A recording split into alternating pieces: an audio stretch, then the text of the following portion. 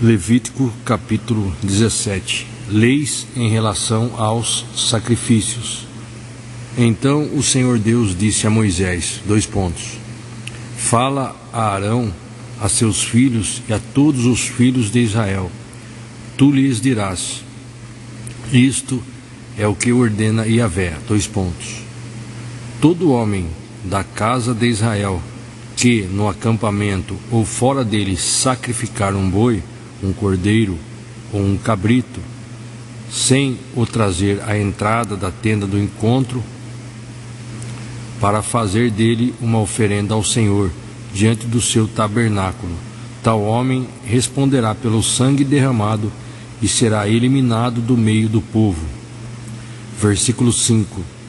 Deste modo, os sacrifícios que os filhos de Israel agora fazem em campo aberto, passarão a realizar ao Senhor, entregando-os ao sacerdote, a fim de oferecê-los ao Senhor, à entrada da tenda do encontro, e os apresentarão como sacrifícios de comunhão. Versículo 6. O sacerdote aspergirá o sangue no altar do Senhor, à entrada da tenda do encontro, e queimará a gordura como aroma agradável ao Senhor. Versículo 7. Não oferecerão mais sacrifícios aos ídolos em forma de bode, aos quais prestam culto imoral. Isto é uma lei perpétua para eles e para todos os seus descendentes. Vamos ler 1 Coríntios, capítulo 10, no versículo 20. Onde está falando sobre a ceia de Cristo e a ceia dos demônios. Vou começar pelo 18. Observai o povo de Israel. Porventura, os que comem os sacrifícios não estão participantes do altar?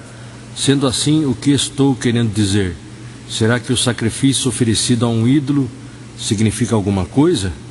Ou o ídolo tem algum valor? Versículo 20. Não. Quero enfatizar que o que os pagãos sacrificam é oferecido, isto sim, aos demônios e não a Deus. E não quero que tenhais qualquer comunhão com os demônios. O apóstolo Paulo falando para a igreja de Corinto. Aí o versículo 21. Não podeis beber do cálice do Senhor e do cálice dos demônios. Não podeis participar da mesa do Senhor e da mesa dos demônios. Ou desejamos provocar os ciúmes do Senhor? Porventura somos mais fortes do que Ele? Agora eu vou ler aqui na Bíblia King James, a Bíblia de estudo aqui. Paulo nega que os ídolos sejam alguma coisa, tampouco que haja deuses, com letra minúscula, deuses. Na verdade são demônios, que se travestem de deuses, aterrorizam e iludem as pessoas e deles pedem sacrifícios de adoração. O povo de Deus é advertido a não participar de festas pagãs dessa natureza, pois isso seria ter comunhão com os demônios. Todo tipo de idolatria é entrar em acordo com os demônios, e isso é provocar o zelo, os ciúmes de Deus. Agora vamos abrir em 2 Coríntios, capítulo 6, vamos ler a partir do versículo 15. Que harmonia entre Cristo e Belial? Que parceria pode se estabelecer entre o crente e o incrédulo? E que acordo pode existir entre o templo de Deus e os ídolos? Porquanto somos santuário do Deus vivo. Como declarou o próprio Senhor, habitarei neles, e entre eles caminharei, serei o seu Deus, e eles serão o meu povo.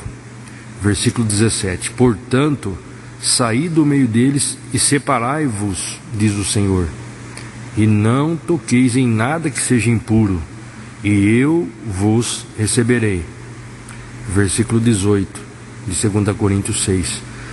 Serei para vós pai, e sereis para mim filhos e filhas, diz o Senhor Todo-Poderoso. Agora o comentário aqui da Bíblia de Estudo, no rodapé.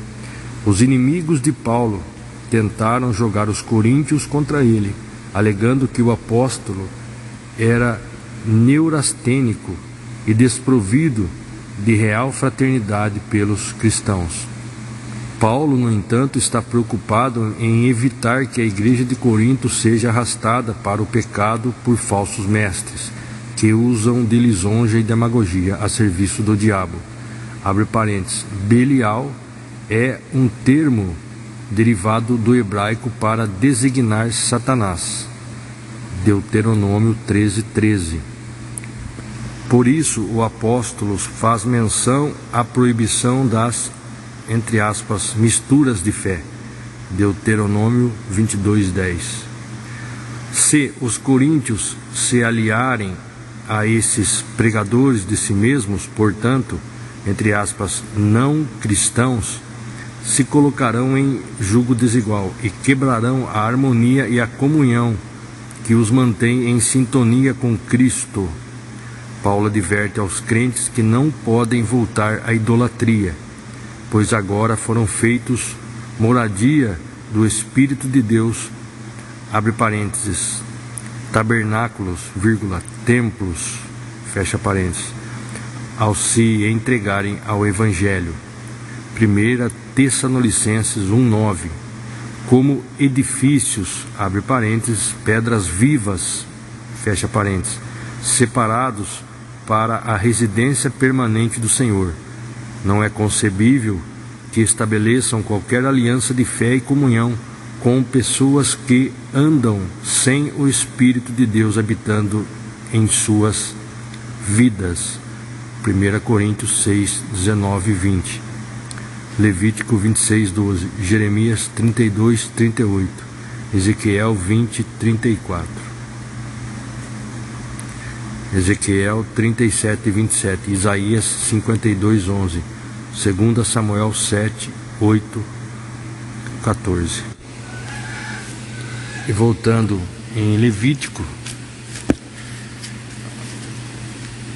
antes eu vou ler aqui no Salmo 106, versículo 37, está escrito: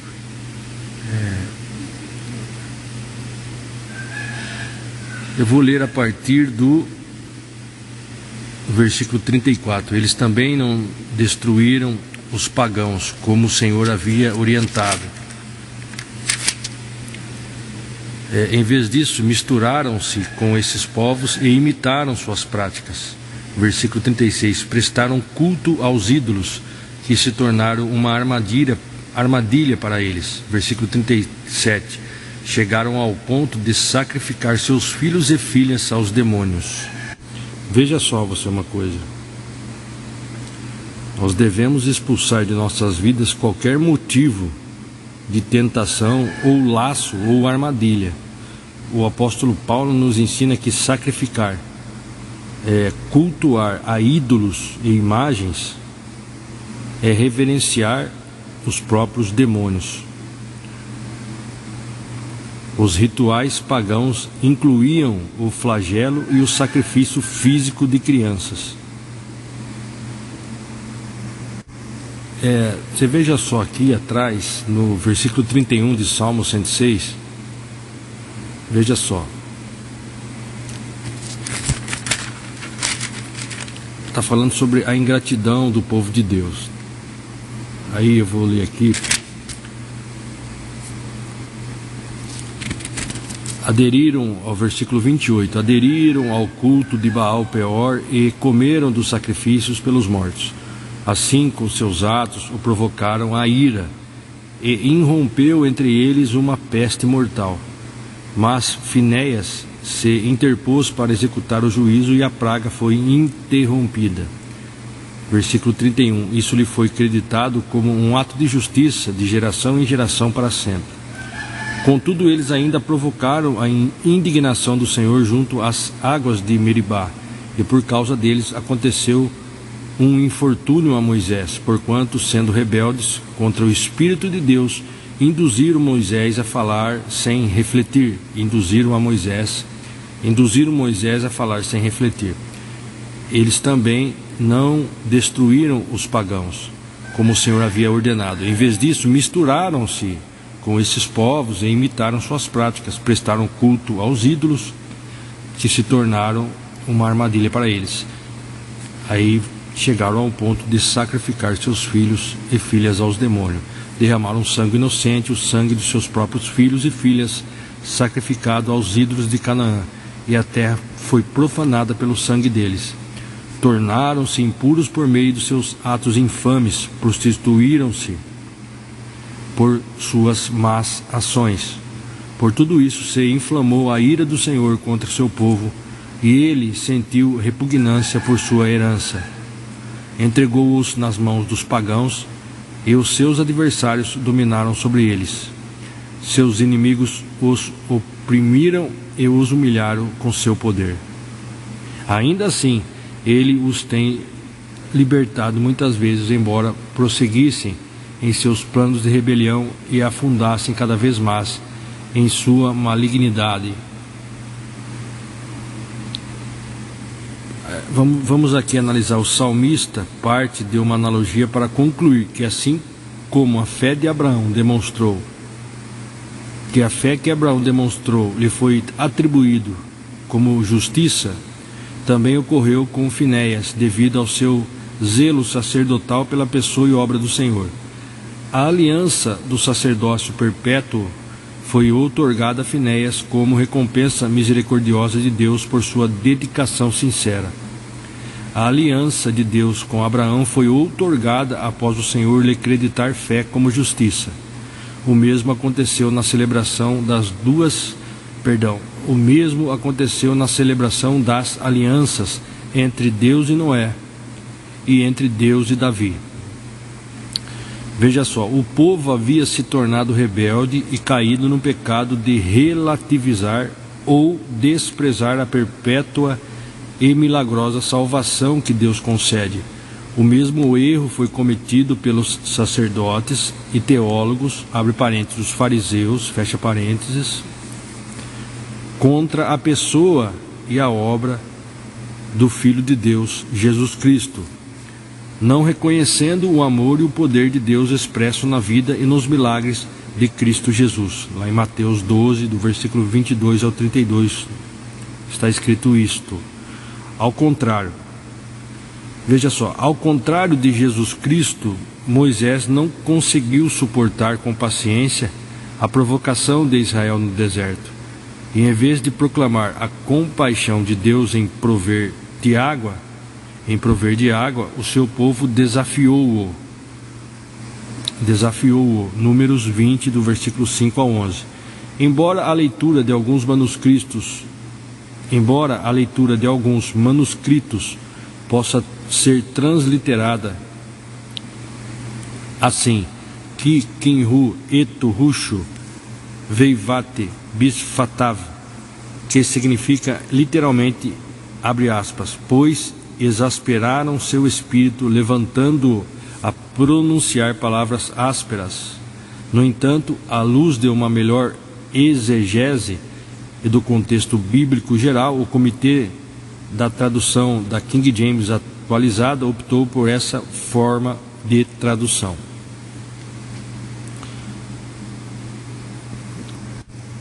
Aí, continuando, a expressão hebraica, muitas vezes traduzida simplesmente pela palavra, entre aspas, nações, tem o significado amplo de, entre aspas, pagãos, abre parênteses, povo sem fé no único Deus, Yahvé, fecha parênteses. Portanto, devemos expulsar de nossas vidas qualquer motivo de tentação ou, entre aspas, laço ou armadilha, como lemos agora há pouco.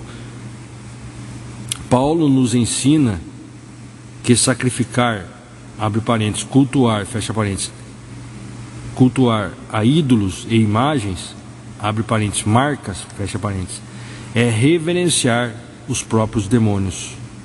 1 Coríntios 10, 19 e 20. Os rituais pagãos incluíam o flagelo e o sacrifício físico de crianças. Aí, continuando, a prostituição não nasceu simplesmente como uma forma de comércio sexual.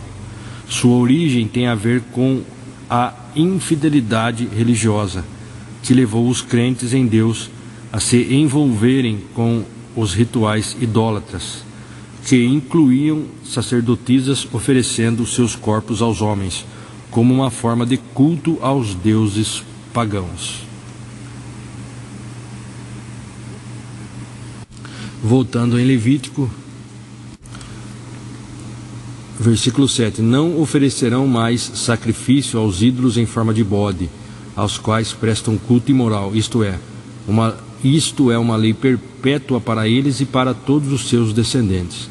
E dir-lhe-ás ainda, todo homem da casa de Israel, ou todo estrangeiro residente no meio de vós, que oferecer um holocausto ou um sacrifício sem o trazer à entrada da tenda do encontro para oferecer a Yahvé, esse homem será exterminado do seu povo.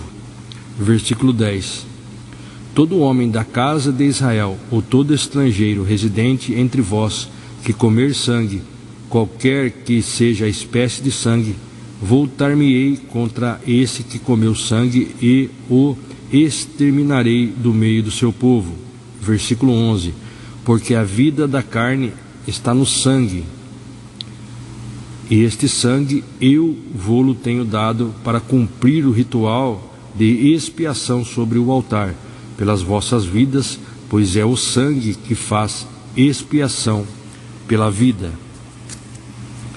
Analisemos aqui a Bíblia de Estudo. O povo de Israel era orientado de forma rígida e em quase todos os detalhes, a fim de evitar que fossem influenciados pelas práticas pagãs dos povos cananeus. Deuteronômio 12, 15, 20, 21. O sangue derramado nos sacrifícios era sagrado, porquanto sintetizava a vida da vítima cerimonial. Considerando que a vida é sagrada, o sangue, abre parênteses, um símbolo da vida, fecha parênteses, devia ser tratado com todo respeito. Gênesis 9, versículo 4 ao 6. Por isso, era rigorosamente proibido comer sangue.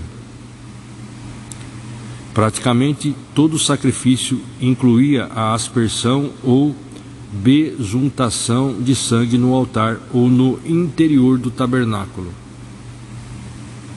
Todo esse cerimonial ensina que a expiação exige substituição de uma vida por outra. O sangue do sacrifício no Antigo Testamento prefigurava e prenunciava o próprio sangue de Jesus Cristo, o Cordeiro de Deus, que substituiu sua vida humana imaculada para ganhar a eterna redenção da humanidade. Hebreus 9, versículo 12 ao 22. Aqui leremos. Hebreus 9, vamos ler a partir do versículo 11, onde fala sobre o perfeito sacrifício de Cristo. Quando Cristo chegou como sumo sacerdote dos benefícios que estavam por vir, ele mesmo adentrou o maior e mais perfeito tabernáculo, não construído por mãos humanas, isto é, não pertence a esta criação. Agora, versículo 12: não por intermédio de sangue de bodes e novilhos, porém mediante seu próprio sangue, ele entrou no Santo dos Santos de uma vez por todas, conquistando a eterna redenção. A eterna redenção. Vamos ler aqui. Apesar de o tabernáculo mosaico estar ultrapassado, continuava a simbolizar, abre parênteses, inutilmente, fecha parênteses, inútil, de uma forma inútil, uma volta à velha forma da lei, uma vez que ela não podia livrar em definitivo o ser humano da condenação do pecado. Os sumos sacerdotes levíticos tinham de repetir todos os anos as cerimônias de purificação, mas Cristo ofereceu o sacrifício eficaz, pleno, único e eterno. Mas Cristo ofereceu o sacrifício eficaz, pleno, único, eterno e definitivo. Depois de obter a eterna redenção, subiu e adentrou o perfeito santuário celestial. Glória a Deus. Aí versículo 13, continuando: portanto, se o sangue de bodes e de touros e as cinzas de uma novilha espalhadas sobre os que estão cerimonialmente impuros, os santifica de forma que se tornam exteriormente puros, quanto mais o sangue de Cristo, que mediante o Espírito eterno se ofereceu de forma imaculada a Deus, purificará completamente a nossa consciência de comportamentos que conduzem à morte, para que sirvamos ao Deus vivo. Veja só, este aqui é o versículo-chave de Hebreus. Jesus Cristo foi ao mesmo tempo sumo sacerdote e sacrifício imaculado, na inteireza da sua pessoa e não apenas de forma exterior, superficial e incompleta. O Espírito de Cristo que habita no coração, no tabernáculo dos crentes, removerá totalmente a profunda e mortal marca do pecado gravada no âmago do nosso ser. É impossível servir ao Senhor de forma aceitável com a consciência maculada.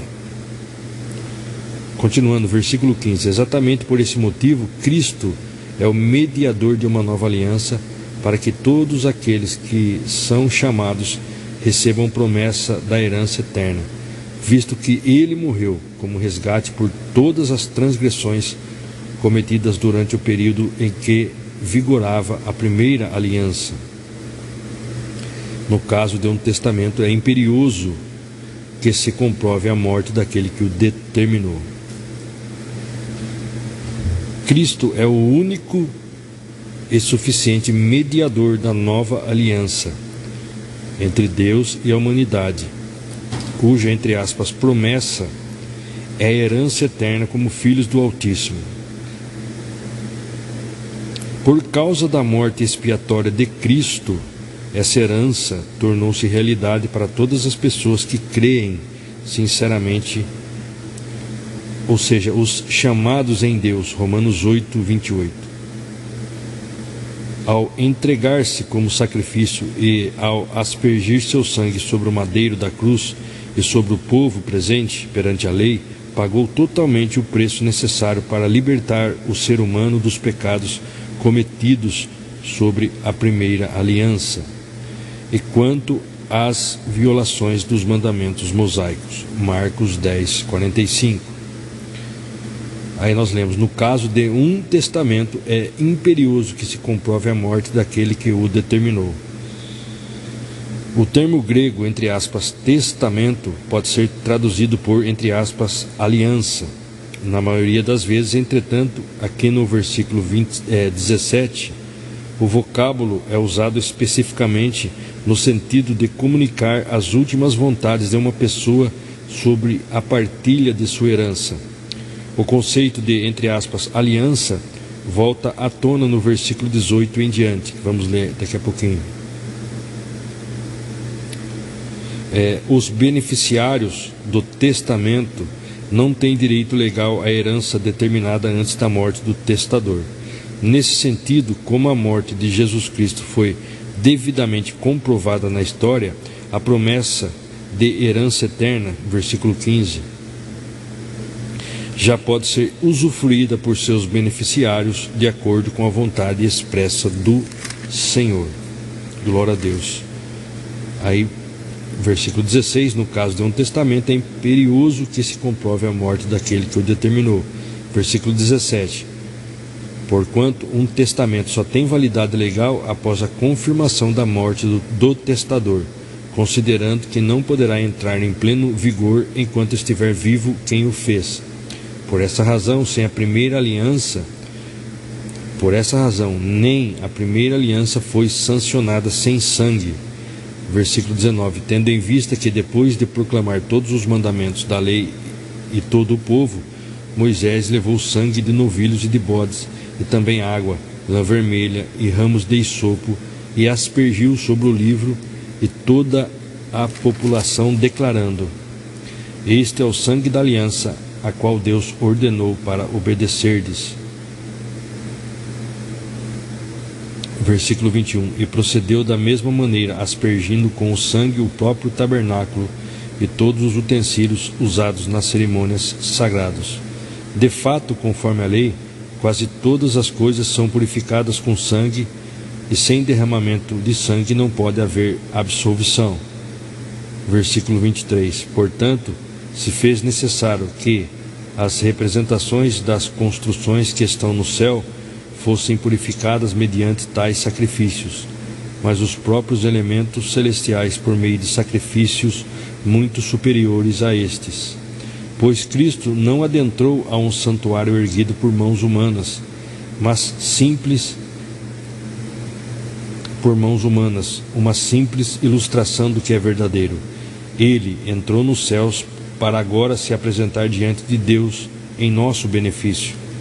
Ele também não se ofereceu muitas vezes, como procede o sumo sacerdote que entra no Santo dos Santos, de ano em ano, portando sangue alheio. Ora, se assim fosse, seria necessário que Cristo sofresse muitas vezes desde o início do mundo. Mas agora ele manifestou-se de uma vez por todas no final dos tempos para aniquilar o pecado por intermédio do sacrifício de si mesmo. E assim como os homens está ordenado a morrer uma só vez, vindo depois disso o juízo, assim também Cristo foi oferecido um sacrifício uma única vez, para tirar os pecados de muitas pessoas, e aparecerá a segunda vez, não mais para eximir o pecado, mas para brindar salvação a todos que o aguardam. Só voltando ao versículo 26, ora, se assim fosse, seria necessário que Cristo sofresse muitas vezes desde o início do mundo, mas agora ele manifestou-se de uma vez por todas no final dos tempos para aniquilar o pecado por intermédio do sacrifício de si mesmo. Vamos ler aqui na Bíblia King James, aqui no rodapé. A primeira vinda de Jesus Cristo, o Messias, deu início à grande era messiânica, na qual toda a história da humanidade tem transcorrido, aguardando o glorioso retorno de Cristo e o estabelecimento completo do seu reino, no qual viveremos eternamente em sua presença. 1 Pedro 1:20, Marcos 10:45, Romanos 8:3, Apocalipse 20, versículo 6. Veja só, então, assim como os antigos israelitas aguardavam com expectação, aguardavam com ansiedade a volta do sumo sacerdote enquanto estava no Santo dos Santos intercedendo pelo povo, no dia da expiação, da mesma maneira os cristãos devem viver e esperar com fé na expectativa da volta iminente do nosso Senhor, sumo sacerdote, Salvador, Jesus Cristo. 2 Timóteo 4:8, Tito 2:13, Romanos 8:29 e 30, Filipenses 3, versículo 20 e 21, 1 João 3, versículo 2 e 3, 2 Timóteo capítulo 4, versículo 8. Agora me está reservada a coroa da justiça, que o Senhor justo juiz me concederá naquele dia, e não somente a mim, mas certamente a todos os que amarem a sua vinda, que é o apóstolo falando. Aí, veja só, onde Paulo antevê seu martírio, no versículo 6, quanto a mim já estou sendo derramado como vinho na oferta de libação. O momento da minha partida se aproxima, combati o bom combate, completei a corrida, perseverei na fé. Aí, agora me está reservada a coroa da justiça, que o Senhor justo juiz me concederá naquele dia, e não somente a mim, mas certamente a todos os que amarem a sua vinda. Glória a Deus. Então o apóstolo Paulo faz uma comparação entre o seu sangue, que está para ser derramado por conta da sua iminente execução sob o juízo de Roma, e a tradição judaica da cerimônia de oferta de libação, quando se derramava vinho puro ao redor do altar do sacrifício. Nós vimos lá em Números, capítulo 15. O apóstolo está confiante e honrado em servir ao Senhor e oferecer sua própria vida em oferta a Cristo Jesus. Filipenses 1:23, Filipenses 2:17. Aqui leremos Filipenses 1:23. Sinto-me conclamado pelos dois lados, desejo partir e estar com Cristo, o que é infinitamente melhor. Glória a Deus. A fonte de inspiração e alegria de viver de Paulo era a presença de Deus vivo em sua alma por intermédio do Espírito Santo de Cristo Jesus. Todos os cristãos sinceros gozam desse mesmo privilégio e por isso devem aprender a ouvir e a seguir os conselhos do Espírito Santo, a fim de sentirem as mesmas alegrias e consolações de Paulo. As circunstâncias adversas e os sofrimentos são tentações para que desistamos do Evangelho e assim deixemos de fazer o que sabemos o que é correto. Entretanto, Paulo nos ensina a perseverar pela fé e nos regozijarmos em Cristo, mantendo nosso testemunho durante todo o tempo em que estivermos nessa terra. Paulo afirma objetivamente que ao fecharmos nossos olhos para esse mundo e abandonarmos esse corpo fraco e mortal, estaremos na presença de Cristo para sempre. 2 Coríntios 5, versículos 6 e 8. Glória a Deus. Voltando em Levítico, continuando, versículo 12. Nós lemos o versículo 11. Aí nós lemos que o povo de Israel era orientado de forma rígida em quase todos os detalhes, a fim de evitar que fossem influenciados pelas práticas pagãs dos povos cananeus. Aí nós vimos que o sangue derramado nos sacrifícios era sagrado, porquanto sintetizava a vida de uma vítima cerimonial. Considerando que a vida é sagrada, o sangue, que é um símbolo da vida, devia ser tratado com todo respeito. Por isso era rigorosamente proibido comer sangue. Então, todo esse cerimonial ensina que a expiação exige substituição de uma vida por outra. O sangue do sacrifício no Antigo Testamento prefigurava e prenunciava o próprio sangue de Jesus Cristo, o Cordeiro de Deus, que substituiu sua vida sem pecados para ganhar a mesma eterna redenção da humanidade. Aí onde nós lemos lá em Hebreus, capítulo 9. Agora voltando aqui em Levítico, a partir do versículo 12. Esta é a razão pelo qual eu ordeno aos filhos de Israel: nenhum dentre vós comerá sangue, e o estrangeiro que habita no meio de vós também não comerá sangue. Qualquer pessoa, filho de Israel ou estrangeiro residente entre vós, que caçar um animal ou ave que é permitido comer, deverá derramar o seu sangue e recobri-lo com terra. Versículo 14. Pois a vida de toda a carne é o sangue. Por isso eu ordenei aos filhos de Israel: não comereis o sangue da carne alguma, pois a vida de toda a carne é o sangue, e todo aquele que comer será exterminado. Versículo 15. Toda pessoa, cidadão ou estrangeiro, que comer um animal morto ou dilacerado, deverá lavar suas vestes e banhar-se com água. Ficará impuro até a tarde, e depois ficará puro. Versículo 16. Mas, se ele não as lavar e não banhar o seu corpo, carregará o peso da sua culpa. Vamos abrir em 1 Coríntios capítulo 8, acerca dos alimentos oferecidos aos ídolos. Veja só, vamos ler a partir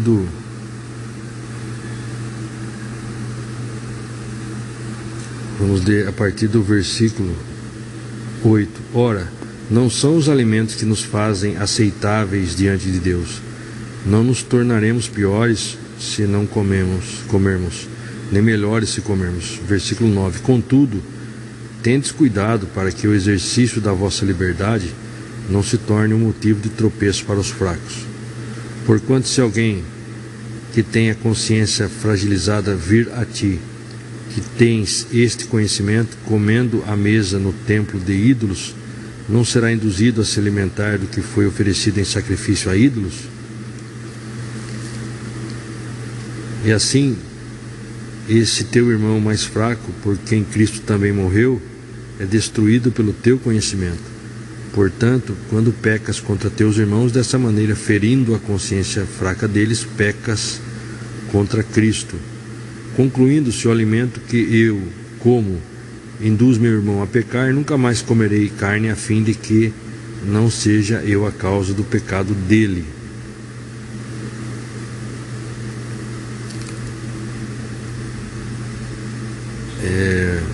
O crente é livre em Cristo, entretanto evita tudo quanto possa escandalizar ou prejudicar a fé de algum irmão mais fraco ou menos maduro. Romanos 14, versículo 13 ao 21. Veja só, os ídolos não passam de simples objetos materiais. Entretanto, ao longo dos séculos, os demônios têm escravizado o mundo, induzindo as pessoas a depositarem fé na sorte que essas coisas possam proporcionar. Os crentes sinceros não devem alimentar qualquer tipo de superstição, temor ou apego a amuletos. A fé do cristão deve ser pura e absoluta em Cristo Jesus, nosso Deus. As expressões, entre aspas, deuses e senhores, têm o mesmo sentido nesse contexto nos manuscritos gregos, Efésios 6:12. Paulo não está concordando de fato que possa haver, entre aspas, outros deuses, pois está claro que, entre aspas, há somente um Deus. Mas, olhando para a mitologia greco-romana, Paulo está concordando que muitas pessoas se deixaram iludir por Satanás e passaram a adorar coisas e seres que não são reais deidades, nem sequer existem. Deus é a origem primeira, é o Criador de tudo o que há, a criação. Deus Filho é a pessoa dinâmica da Trindade, por intermédio de quem todas as coisas vieram à existência. 1 João 1:3, Atos 4:24, Hebreus 2:10, Colossenses 1:16. A palavra grega principal, exousia, tem o sentido de, entre aspas, autoridade, liberdade e direito. O crente é livre em Cristo, entretanto, evita tudo quanto possa escandalizar ou prejudicar a fé de algum irmão mais fraco ou menos maduro.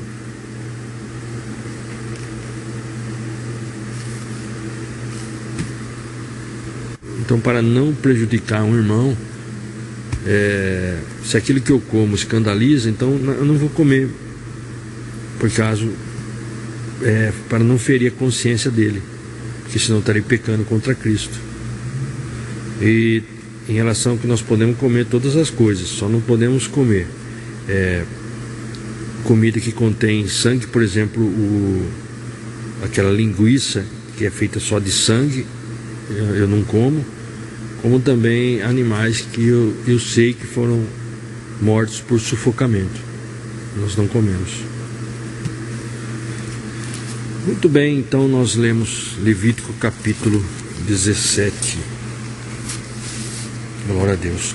Todas as nossas dúvidas nós encontramos esclarecimento aqui na palavra de Deus.